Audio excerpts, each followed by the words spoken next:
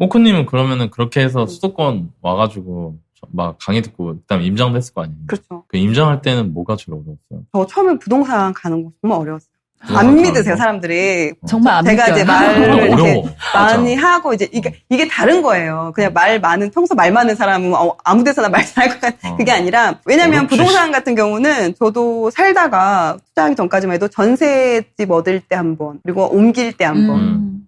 네 번이, 그러니까 거의 30년 넘게 살면서 4번 간 게 다더라고요. 근데 이거를 수도권에, 그것도 내가 잘 알지도 못하는 낯선 지역의 부동산을 들어가서 이런 것들 내가 물어본다. 이게 정말 어려웠어요. 그래서 저도 처음에는 보통 이제 부동산 가면은 그 옆까지 다 가보라고 말씀을 하시잖아요. 배울 때. 여기서 나왔는데 바로 옆에를 들어가기가 너무 이렇게 뻘쭘하고 민망한 거예요. 그래서 다시 한 바퀴 돌아서 다시 이 사장님 계시나 안 계시나 확인하고 다시 옆에 들어가고. 그리고 또 남자 사장님 있으면 괜히 말하기가 또 그러니까 이렇게 빼꼼히 봐가지고 여자 사장님이면 오케이 하고 들어가고 이제 그런 경우가 저도 있었어요. 특히나 저는 지역을 잘 모르기도 하고 말을 하면 사투리가 나올까봐 이분들이 나는 서울말 쓴다고 네 그랬니 저랬니 뭐 이렇게 할 수 서울 사람들 그렇게 말 안 해요. 그렇죠. 그렇게 안 하잖아요, 실제적으로는. 근데 내가 막 서울말 쓴다고 막 그렇게 해봤자 너무 티가 날 거고, 그러면 오히려 이분들이 나를 더 무시하지 않을까? 그러니까 그런, 잘 모르니까 혼자 그렇게 먼저 생각을 한 거예요. 피해의식이 있었던 거죠. 괜히 내가 말하면 사투리 쓴다고 무시하지 않을까? 그래서 말을 안 했어요. 진짜? 진짜 안 했어요. 말 안 하고 어떻게 부동산 정말 그러니까 되게 최소로만 얘기를 한 거예요. 아니, 안녕하세요. 되게 기죽어가지고 그것도 정말 제가 이제 2박 3일 동안 다니다 보면은 가방이 되게 무거워요. 무겁지. 왜냐면 노트북 들고 다녀야 되고, 물론 화장을 하든 안 하든 그래도 기본적인 그런 화장품이 있어야 되고, 또 잠을 자야 되니까 잘 때 입어야 되는 옷이 필요하고, 그러니까 이게 가방이 이만해요. 근데 그걸 이제 2박 3일 동안 이제 갖고 다니니까, 가방을 이렇게 메고 문을 열고 들어가면, 근데 일단 가방이 무거우니까 어깨가 이렇게 움츠러든단 말이에요. 그리고 안 그래도 잘 자신감이 없는데, 이렇게 들어가는 거예요, 부동산을. 안녕하세요. 딱 사장님 보기에, 그러니까 역지사지에 보면 사장님 보기에 집 사러 온 것 같으세요? 전혀 그게 안 느껴지잖아. 아, 공부하러 왔나? 뭐 알아보러 왔나? 아니면 뭐 세워들어 왔나? 이렇게. 경매인가?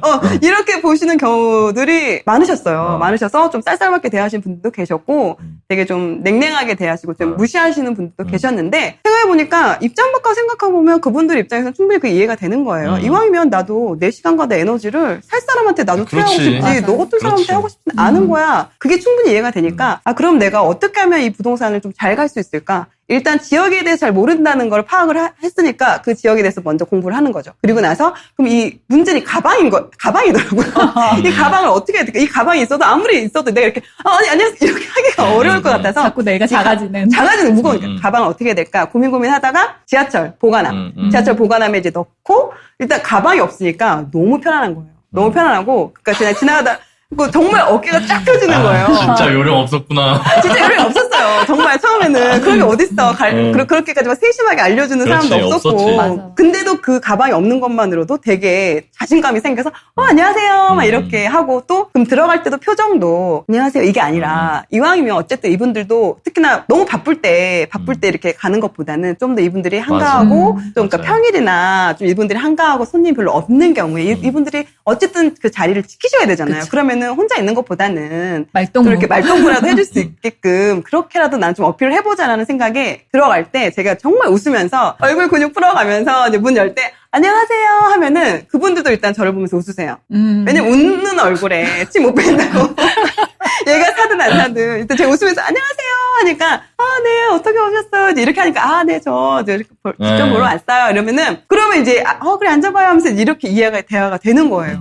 어떻게 하면 잘할 수 있는지 내가 지금 못하는데 내가 부동산 가는 게 너무 어려운데 그러면 안 할 거야? 다른 대안 있어? 아니거든요. 어찌됐든 이 상황을 내가 노력으로든 뭐든 이렇게 뚫어 나가야 되는데 그러면 못하니까 안 하는 게 아니라 어떻게 하면 내가 잘할 수 있을까? 어떻게 하면 이걸 좀 더 내가 즐길 수 있을까? 이런 좀 고민들을 했던 것 같아요. 왜냐면 일단 할까 말까는 이미 결론을 내고 시작을 한 거잖아요. 투자를 하고 노후 대비를 위해서 이제 어떠한 그러니까 투자 방법도 뭐 주식이든 부동산이 있겠지만 그러면 그 시작을 할 때 일단은 하기로 마음을 먹고 들어왔기 때문에 그러면 이 하기로 했으면 이걸 어떻게 하면 더 오래 할 수 있고 어떻게 하면 잘할 수 있고 어떻게 하면 내가 좀 더 즐기면서 할 수 있을까? 이 부분에 대해서 좀 고민을 많이 하고 이렇게 시도를 했던 것 같아요. 호크님 부동산 대학이 어려웠잖아요, 처음엔 어려웠죠. 그거 어떻게 해야 돼요, 처음 가면? 그러니까 오히려 초반에 모른다고 했어요. 저희를 있는 그대로 처음에는 그렇게 좀 대했어요. 그러니까 오히려 사장님들 같은 경우도 제가 좀 멀리서 와서 이 지역을 제가 잘 몰라요. 잘 모르는데 근데 이 지역에 있는 걸 좀 관심 있고 사고 싶은데 어디가 더 좋은가요? 좀 이런 식으로 좀 오히려 제가 모른다는 걸 미리 말씀을 드리니까 오히려 더 설명을 더 많이 해주셨고 왜냐면 제가 아는 척 한다고 맞아요. 아는 척 한다고 아는 게 아니거든요. 어떻게 갔을 때 내가 알고 싶은 정보에 대해서는 최대한 많이 들어야 되고 그 내가 모르는 정보를 들을 수 있는 방법은 모르는 걸 모른다고 얘기를 해야 그래야지만이 그 분들도 알려주고 싶고 그렇기 때문에 그냥 모르는 거에 대해서는 물어보시고 또 어떤 부분이 궁금한지 미리 어떤 부분이 내가 좀 더 궁금해하고 있었는지 그리고 요즘 뭐 주변 분위기는 어떤지 이런 것들을 저는 그러니까 이야기하면서 배웠던 것 같아요. 좀 일상적인 이야기도 좀 하면서 제가 지금 여기 좀 사고 싶긴 한데 사장님 어때요? 지금 사도 괜찮을까요? 막 이러면서 좀 자연스럽게 그렇게 아예 이야기를 물어본다? 아예 물어봐요 그냥. 처음에는 물어봤던 것 같아요. 지금이야 맞아. 저는 이제 정했잖아요. 어디 이제 단지가 좀 더 저평가돼 있는 게 이제 확신이 있으니까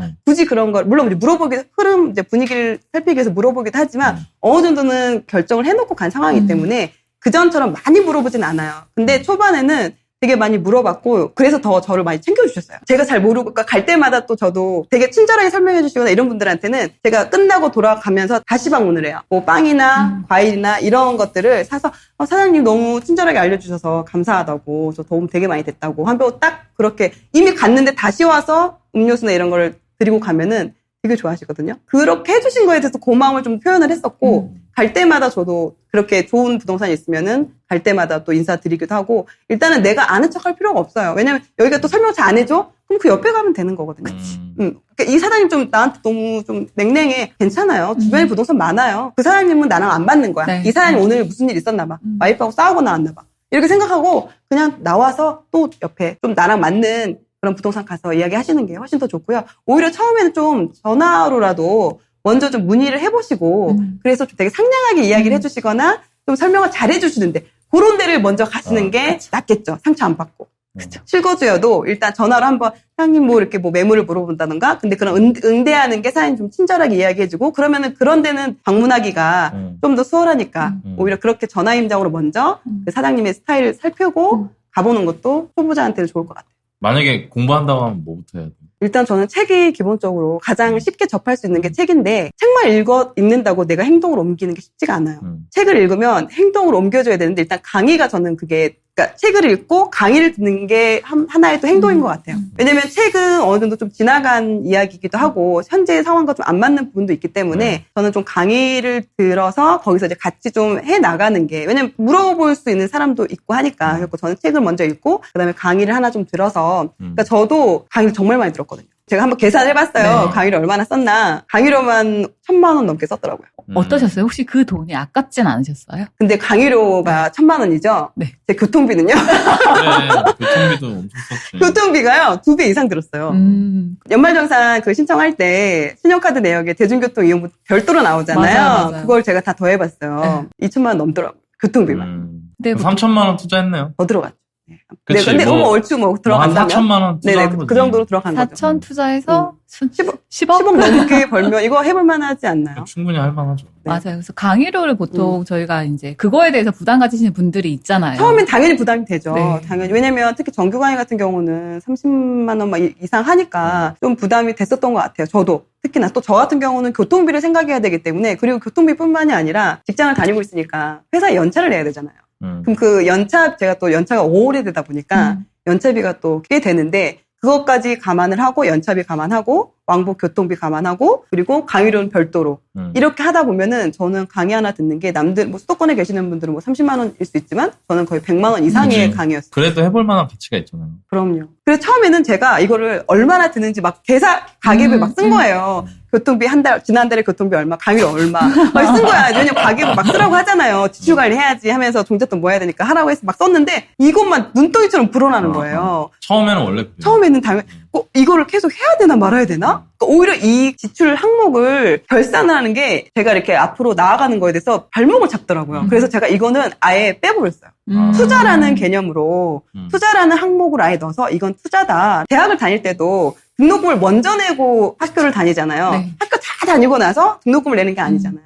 그런 것처럼 투자도 일단 처음에는 투자를 해야 되는 거예요. 실력이나 이런 성과를 얻기 전에는 내가 먼저 줘야 되는 거죠. 내가 먼저 노력을 하나 해야 뭐 금전적이든 시간적이든 그런 걸 먼저 노력을 쏟아 부어야 그 다음에 이게 뭐 대학 졸업해서 취업하면 월급 받는 것처럼 시간이 지나면서 그게 이제 성과로 돌아오는 게 아닐까? 그러니까 그렇게 좀 생각을 좀 바꿔갔어요.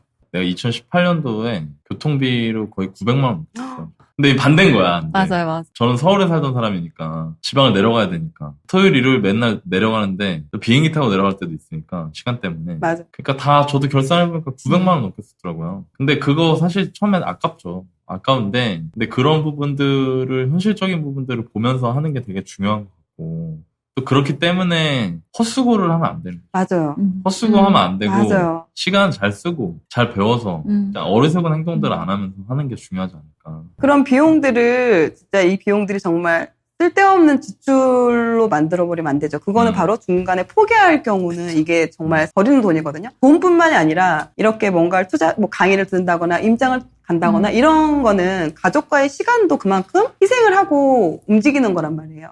비용뿐만 아니라 비용, 시간 여러 가지 면에서. 근데 이걸 중간에 포기하면 모든 것들이 진짜 여지껏 내가 했던 모든 것들이 다 사라져 버리는 거예요. 그러니까 이 내가 투자했던 것들이 어떻게든 결과로 내가 그거를 그 열매를 뽑아먹을 수 있는 그 열매를 따먹을 수 있을 때까지 일단은 초반에는 몰입을 해야 되는 게 맞는 것 같아요. 코크님은 투자할 때 어떤 거에 투자해요? 어떤 집 사요? 말씀드렸다시피 가격을 많이 보죠. 왜냐면 아무래도 지역들을 많이 이제 넓혀가면서 알게 되면은 이 지역이 지금 이 정도인데 좀 가격이 싸다라는 좀 생각이 들고 물론 가격이 첫 번째긴 하지만 그렇다고 투자금이 너무 많이 들어가면 그 또한 좀 리스크적인 부분이 있어서 전세가율이라고 하죠. 저희가 그러니까 가격이 일단 싸고 전세가율이 어느 정도 일정 비율 이상이 되고 그러면서 또 황금성 같은 거 생각했을 때 저층이나 탑층 같은 경우 좀 피하고 또 좀 오래 가져갈 수 있는 부분들 그리고 지금이야 좀 전세가 너무 이제 귀해져서 하지만 언제까지 이런 상황이 갈 건지는 모르잖아요. 근데 그 전에 투자했을 때도 그렇고 또 뭐 신도시 나온다 하고 3기 신도시 뭐 지금 또 택지 공급 발표 있었던 것처럼 언제 또 공급이 이렇게 많이 풀려서 역전세를 당할 수 있는 상황이 생길 수 있거든요. 지금 또 워낙에 전세를 높게 받아놔서 그런 경우 내가 그 역전세 난 금액을 돌려줄 수 있는지 부분도 좀 체크를 하는 편이에요. 그러면 그게 싸다는 게 그냥 가격이 싼 걸 말하는 거예요? 아니면? 그냥 싸기만 한 거는 계속 싸더라고요. 그냥 가격이 싼 거는 계속 그러니까 가치와 가격에 대해서 좀 예를 들어 얼마 그걸 알아야 되는데, 그러니까 예를 들어서 비슷한 입지예요. 비슷한 입지인데, 뭐 부산하고 광주를 예를 들었을 때, 부산이 그래도 아무래도 그 인구수나 여러 가지 산업이나 그런 경쟁력이나 이런 도시 경쟁력을 봤을 때 부산이 훨씬 좀 높은 편이죠. 광주에 비해서는 아무래도. 그런 경우 부산에 있는 집과 광주에 있는 집을 비교했을 때, 부산이 뭐 7억인데, 광주도 7억이야.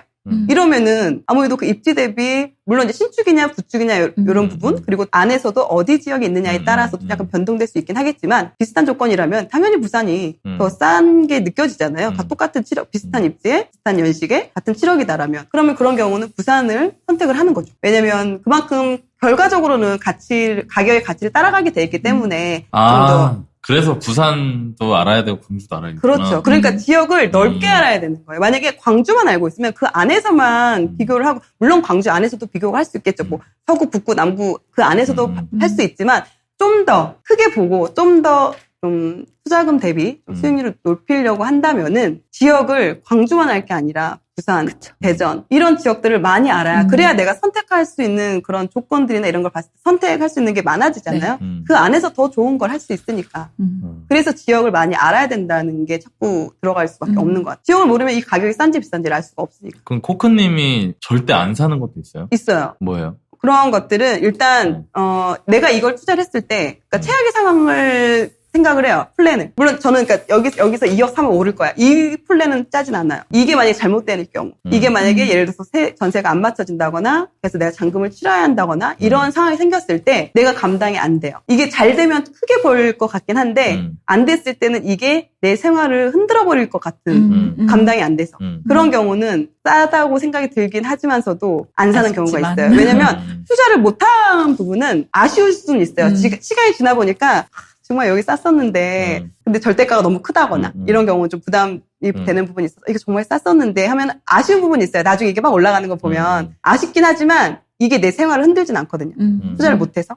근데 투자를 했어. 근데 이게 왜냐면 사람 일이랑 모르는 부분이니까 안 됐어. 그러면은 이게 내 생활을 흔든다거나 내 생활에 큰 영향을 끼쳐서 내 가족과의 그런 일상을 흔들어버린다면 그거는 좀 아니라는 생각을 저는 하고 있어요. 그러니까 좀 안정적인 투자를 저는 하는 편이라서 내가 이렇게 리스크를 크게 안 지우니까 수익도 그렇게 크게는 안 될 거라는 것도 어느 정도는 감안을 하는 거죠. 이거는 내가 좀 감당하기 좀 애매할 것 같은데 막 이런 거가 구체적으로 어떤 거였어요? 광주에 예를 들어서 이제 신축 좋은 아파트, 사람들이 되게 선호하는 아파트가 있죠. 그러면 그 아파트가 뭐 되게 잘 나가서 막 9억, 뭐 예를 들어서 10억까지 찍었다고 본다면 왠지 얘 더 오를 것 같긴 해요. 좋은 아파트고 사람들이 다 좋아하니까 다 좋아하니까 이거를 사면은 오를 것 같긴 한데 이게 전세가랑은 또 엄청 차이가 많이 크거든요. 물론 지금은 많이 오르긴 했지만 근데 이 부분이 그러면 투자금도 그만큼 훨씬 많이 들어가는 부분인 거고 주에 뭐 전세를 내주거나 이럴 경우에도 좀 내가 들어가야 되는 부분이 있어서 약간 좀 하락을 한다거나 흔들릴 때는 아무래도 절대가 대비 빠지는 거잖아요. 절대가가 크다 보니까 떨어지는 것도 물론 오른 폭도 크지만 떨어지는 폭도 1, 2천이 아니거든요. 1억, 2억이 떨어질 수도 있는 부분인 거고 그러면 특히 전세가가 뭐 매가가 그렇게 크게 떨어지긴 어렵겠지만 전세가가 떨어진다거나 이런 경우에는 그 전세가를 내가 과연 내줄 수 있는지 그런 여부도 좀 판단을 해야 되기 때문에 있었어요. 저도 그래서 현타 온 적도 있었어요. 왜냐면 2018년 여름에 강주가 되게 많이 올랐어요. 근데 그때 당시에 저는 정말 그때 2018년 수도권 물론 오르긴 올랐지만 제가 투자한 것들이 그렇게 막 크게 엄청난 성과를 내기 전이었거든요. 그래서 저는 정말 미친 듯이 서울 다니고 애들도 케어 제대로 못하고 다니면서 이렇게 투자했는데 성과가 생각보다 그렇게 안 큰 거예요. 근데 오히려 공선동이 막 폭등해. 근데 오히려 진짜 공선동이 막 내가 물론 가서 봤는데 그때 당시보다 1억, 2억이 막 오른 거예요. 하나에 1억, 2억이 오른 거예요. 엄청 올랐어 진짜. 그거 보면서 현타가 오더라고요.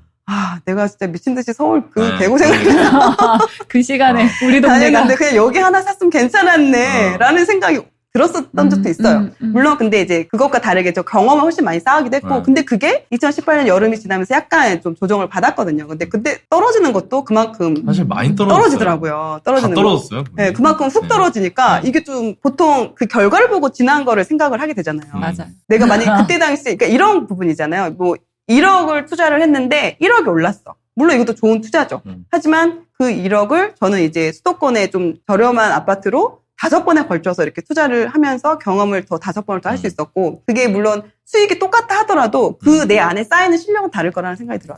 또 지역이 또 다 다르니까. 근데 제가 그걸로 인해서 물론 좀 더 수월하게 벌었을 수도 있겠지만 근데 그게 또 올라가는 게 한정돼 있다 보니까 그런 부분이 좀 있었던 것 같아요. 지금 코크님이 어떻게 보면 내가 이제 투자했던 뭐 그런 사례도 그렇고 어떻게 공부했는지 이제 그리고 사장님이랑 어떻게 관계 만들고 이런 얘기까지 다 해주셨는데 그냥 돌아보니까 내 10억을 만들기까지 그냥 어떤 게 좀 제일 그래도 중요했던 부분이라고 생각하세요? 뭐 실력도 있고 태도도 있고 여러 가지 있을 건데 저는 환경이 가장 중요했다고 생각을 해요. 특히 저 같은 경우는 돌이켜보니까 제가 꾸준하게 뭔가를 한 게 2개 있더라고요. 학교를 다닌 거. 직장 생활. 그 외에는 제가 뭔가를 꾸준히 해서 성과를 낸 게 없어요. 그러니까 이 2가지들은 뭐냐면 학교 안 가면 피드백이 바로 오죠. 그렇네. 회사 안 가면 바로 피드백이 오죠. 그리고 월급과 연관이 내 생활, 그러니까 삶과 연관이 있다 보니까 이런 것들은 제가 하더라고요. 하기 싫어도 뭐 집에 어떠한 일이 생겨도 직장은 나가니까 왜? 바로바로 피드백이 나타나니까. 재테크도 마찬가지고 뭔가 좀 우선순위를 두기보다는 서브로 생각하는 분들도 많고 저 또한 그렇게 시작을 했었어요. 근데 서브로 하니까 안 되는 거예요. 왜냐면 직장 생활 우리가 1년에 버는 연봉은 뭐 적게 뭐 2, 3천부터 해서 이렇게 4, 5천 버는데 그 연봉을 벌기 위해서 하루에 쏟아붓는 에너지는 엄청나거든요. 에너지와 시간. 되게 하루에 정말 절반 이상의 시간을 직장에 투여하는데 근데 저희가 재테크를 하는 목적은 직장보다도 더 큰 수익을 얻으려고 우리가 투자에 관심을 갖고 투자 공부를 하는 거잖아요. 근데 과연 직장 다니는 것보다 더 많은 시간과 에너지를 투자에 쏟고 있나? 라고 생각을 해보면 아니거든요. 맞아요. 그리고 중간에 또 왠지 또 그만둬도 특별히 내 지금 일상에 뭔가 지장을 주지 않기 때문에 우선순위에서 자꾸 빠지는 거예요. 근데 그 우선순위를 갖기 위해서는 환경이 필요하더라고요. 저 같은 경우. 안 할 수밖에 없는 환경을 나를 몰아붙이면 하게 되더라고요. 특히나 저는 이제 자기관리나 이런 게 너무 안 돼. 작심삼일고 진짜 그것도 어려워하는 사람인데 예를 들어서 저 같은 경우 강의를 들으면서 그 안에서 조를 짜주고 이제 이러면 같이 하는 사람이 생기잖아요. 같이 하는 사람이 생기니까 나도 안 할 수가 없는 거야. 왜냐면 피해주면 안 되니까. 또 우리 분들이 또 책임감이 강하시잖아요. 그러니까 피해 안 주려고 하잖아. 그렇죠. 그러니까 잘하려고 하지 않아도 못하더라도 뭔가 이 안에서 내가 뭔가를 하려고 한단 말이에요. 그래서 하게 되거든요. 그런 게 저는 되게 좋았고, 그래서 강의를 연달아 들은 이유가 그거였어요. 그 환경에 내가 있어야지만 하니까. 강의를 안 들으면 그냥 또 일상에 또 특히 저는 지방에 살다 보니까 주변에 지방에 내려가면, 그러니까 물론 관심 있는 분도 많은데, 없었어요. 제가 이제 이야기를 특히나 수도권 아파트를 누가 관심이 있겠어요. 그러니까 이야기할 사람이 없고 너무 외로웠어요. 그렇게 좀 강의라도 들어야 사람들하고 이야기를 하고, 그럼 또 광주 내려가서 또 좀 한 달을 버티고, 또 강의 들어가서 또 이야기하고, 내려서 또 좀 시간 버티고. 저는 좀 그런 게 있었기 때문에 꾸준하게 할 수 있는 그런 환경을 좀, 저를 믿지 않았죠. 나를 믿으면 안 돼. 그렇더라고. 나를 믿으면 안 돼. 네. 나 믿었으면 내가 진작에 뭔가를 했겠지. 이게 나는 우리만 그런 줄 알았는데, 다른 영역에서 장기 플랜 갖고 하는 쪽에서도 이걸 되게 중요하게 생각하는 분들이 많더라고요. 맞아요. 그러니까 어저께 제가 신사임당님하고 방송할 때 신사임당님도 그 얘기를 하더라고요. 그래서 같이 해야 된다. 사람들 같이 해야 서로 보면서 막, 와, 이거 했냐, 막, 어떻게 했냐, 언제 갔다 왔냐부터 시작해서 이게 되는데, 혼자서 하려고 하면 사실 쉽지 않은 부분들이 있어가지고. 그럼 좀 하다 보면 힘들고 지치고 하기 싫을 때 있거든요. 그럴 때 옆에서 같이 으쌰으쌰 해주고, 너도 힘들지, 나도 힘들었어. 우리 그래도 좀만 더 해보자. 이렇게 같이 좀 해주는 사람이 있어야 그 좀 위기의 순간들을 좀 이렇게 버텨 나갈 수 있더라고요. 저도 보니까. 그래서 저는 환경이 제일 중요한 것 같아요. 누구랑 있냐가 진짜 중요한 것 같아요. 그냥 내가 힘들 때 어떻게 보면 옆에 있는 동료가 끌어올려주고, 그 다음에 동료가 힘들 때 내가 또 건져주고. 그 타이밍은 좀 다르게 오니까 서로. 맞아요. 그리고 또 방향 못 잡을 때도 서로 또 얘기해주시는, 또 환경 안에 들어와 있으면 동료도 있지만 뭐 멘토분도 계시고 하니까, 그냥 그러면서 그 시기들이 지나는 것 같아요, 보면. 제가 광주에 살고 있고, 내 주변에 뭐 재테크나 부동산에 관심 있는 사람이 없다고 해서 그냥 여기서 말아야지 이게 아니라, 그러면 제가 그냥 그런 사람들이 있는 곳으로 내가 가면 되는 거죠.